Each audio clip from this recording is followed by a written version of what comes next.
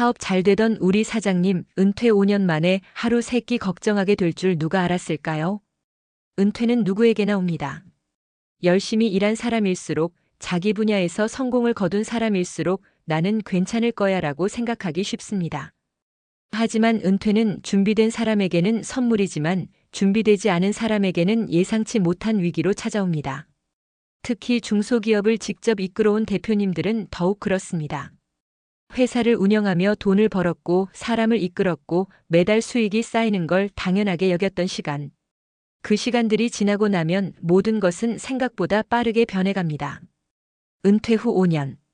그 시간은 누구에게는 다시 꿈을 꾸는 시간이지만 누구에게는 빈곤의 문턱을 실감하는 시간이 되기도 합니다. 오늘은 실제 사례를 통해 은퇴 후 5년 만에 경제적 위기를 맞이한 중소기업 대표들의 충격적인 결말을 이야기해 보려 합니다. 이 이야기들은 단순한 실패담이 아닙니다.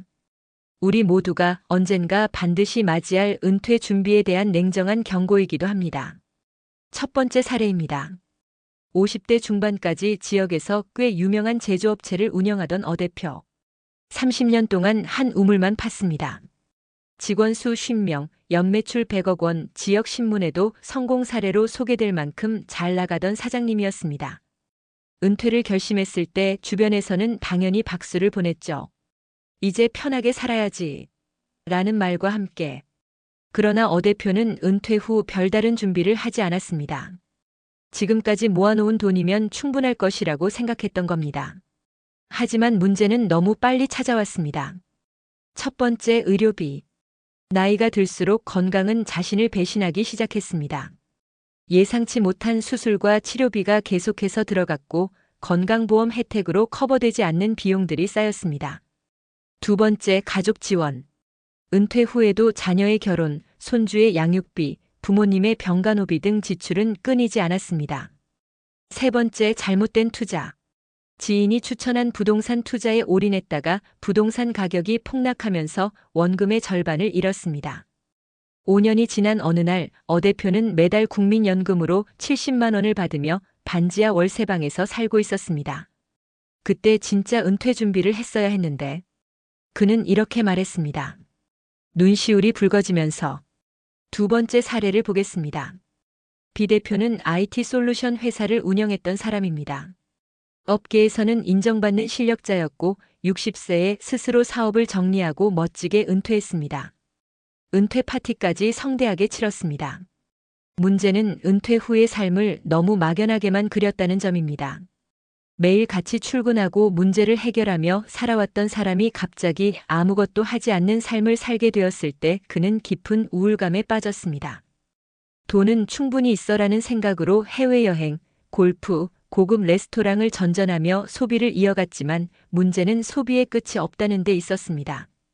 일할 때는 자연스럽게 절제되었던 지출이 은퇴 후에는 브레이크 없이 새어나갔습니다. 그리고 5년. 투자해 놓은 주식 시장이 침체기에 들어가면서 비 대표는 심각한 현금 흐름 부족을 겪게 됩니다. 급기야 고급 아파트를 팔고 작은 전세집으로 이사해야 했습니다. 그는 말합니다. 은퇴는 자유가 아니라 스스로 절제할 줄 아는 인내가 필요한 시간이더라. 세 번째 사례는 더 씁쓸합니다. 시 대표는 외식업 프랜차이즈를 20년 이상 운영했던 사람입니다. 수백 개 가맹점을 보유하며 젊은 시절을 치열하게 보냈고 55세에 은퇴를 선언했습니다. 그는 자신의 이름을 걸고 고급 식자재 수입 사업에 도전했습니다. 내가 해온 경험이면 새로운 사업도 문제 없을 거야라고 믿었습니다. 하지만 은퇴 이후의 창업은 젊을 때와 달랐습니다. 시장은 빠르게 변해 있었고 시 대표가 알던 방식은 이미 구식이 되어 있었습니다. 2년 만에 사업은 실패했고 수십억 원의 빚을 떠안게 됐습니다. 자존심 때문에 가족이나 친구들에게 도움을 청하지 못한 그는 결국 신용불량자가 되었고 현재는 지인 가게에서 아르바이트를 하며 살아가고 있습니다. 그는 고백합니다. 은퇴란 끝이 아니라 새로운 전쟁의 시작이었다. 내가 너무 세상을 얕봤다. 이 세 가지 사례에서 우리는 공통된 메시지를 읽을 수 있습니다. 첫째, 은퇴 준비는 단순히 돈만 모으는 문제가 아니라는 것. 둘째, 은퇴 후 삶의 구조와 습관, 일상을 설계해야 한다는 것. 셋째, 세상은 계속 변하고 있으며 은퇴한 우리는 그 변화에 훨씬 취약해진다는 것입니다. 은퇴는 출발입니다. 그러나 그 출발선에 서기 위해서는 반드시 준비가 필요합니다. 가장 기본적인 것은 생활비 계획입니다. 최소 30년, 요즘 평균 수명으로 보면 35년을 수입 없이 살아야 합니다.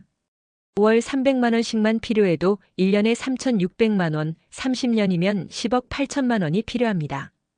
이 수치는 물가 상승률을 고려하지 않은 수치입니다. 은퇴 후 지출은 현재보다 줄어들 것이라는 막연한 기대는 위험합니다. 다음으로 중요한 것은 건강 관리입니다. 건강은 돈보다 빠르게 무너집니다. 건강을 잃으면 의료비 지출은 기하급수적으로 늘어납니다. 특히 만성질환 관리, 장기 요양 비용까지 고려해야 합니다. 또 하나 인간관계와 사회적 연결을 유지해야 합니다. 은퇴 후 사회적 고립은 우울증, 인지기능 저하, 심지어 치매 위험까지 높이는 것으로 나타났습니다. 단순한 사교가 아니라 일이나 취미, 봉사활동 등을 통해 자신의 존재감을 이어가는 것이 중요합니다. 마지막으로 작은 일이라도 꾸준히 일할 수 있는 기반을 마련해야 합니다. 은퇴 이후 6070대의 가장 큰 리스크는 무기력입니다. 하루에 일정한 리듬이 없으면 인간은 쉽게 무너집니다. 소일거리라도 파트타임이라도 자신의 역량을 살릴 수 있는 일을 찾아야 합니다. 그것이 경제적, 정신적 빈곤을 동시에 막아줄 유일한 방법입니다. 지금 이 영상을 보고 계신 여러분, 자신에게 이렇게 물어보셨으면 합니다. 나는 은퇴 후 5년 어떤 얼굴로 세상을 살아가고 있을까? 그리고 오늘부터라도 차근차근 준비를 시작하시기 바랍니다. 은퇴는 어느 날 갑자기 오는 것이 아닙니다.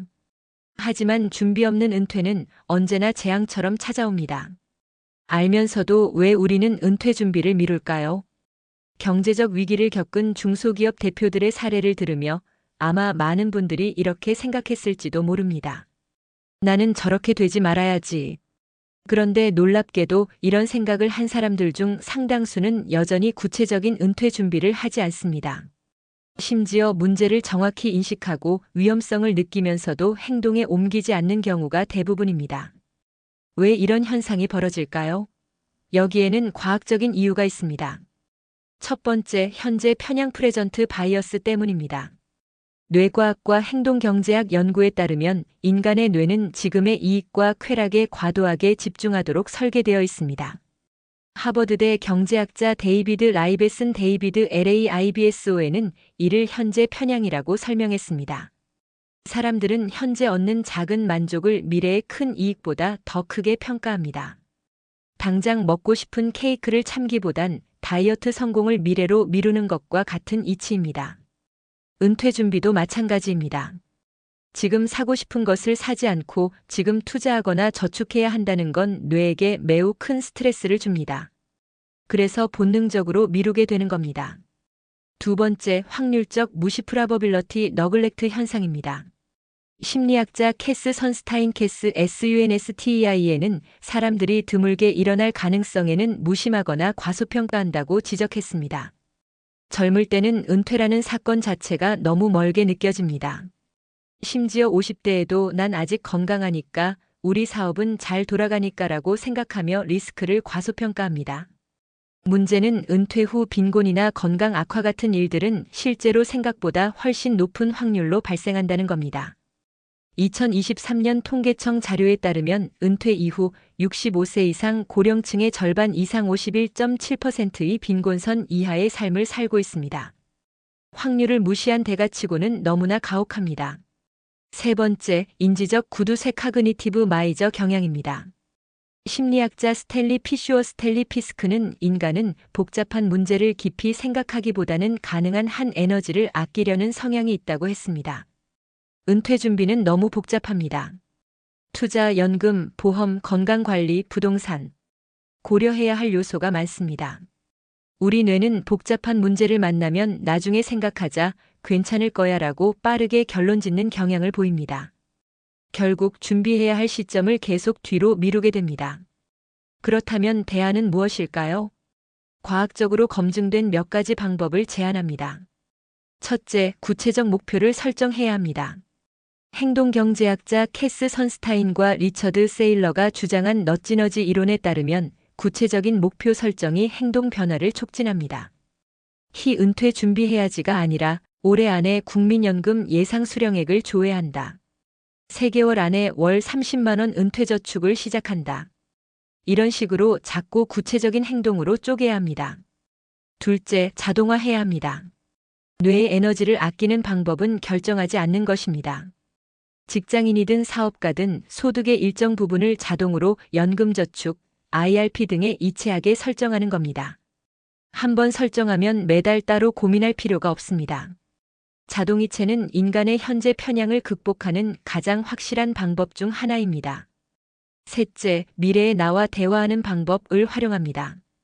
콜롬비아대 뇌과학자 할 허쉘필드헬 HERSHFIELD는 실험을 통해 미래의 자기 자신을 구체적으로 상상하면 은퇴 준비를 더 잘하게 된다는 사실을 밝혔습니다. 65세의 내가 아플 때 병원비를 낼 수 있을까? 70세의 내가 월세를 걱정하지 않고 살 수 있을까? 이렇게 구체적인 장면을 떠올리며 스스로에게 질문을 던져야 합니다. 미래의 자신을 생생하게 그리는 연습은 현재의 행동을 변화시키는 강력한 동기부여가 됩니다. 결국 은퇴 준비를 미루는 것은 단순한 게으름이 아니라 인간 본성에 뿌리를 둔 과학적 문제입니다. 하지만 이 본성을 이해하고 제대로 대처하면 누구나 극복할 수 있습니다. 여러분, 은퇴는 거대한 이벤트가 아닙니다. 하루하루 작은 준비가 쌓여 만들어지는 긴 여정입니다. 오늘 아주 작은 것 하나라도 시작해보세요. 미래의 당신이 오늘의 당신에게 깊이 감사하게 될 것입니다.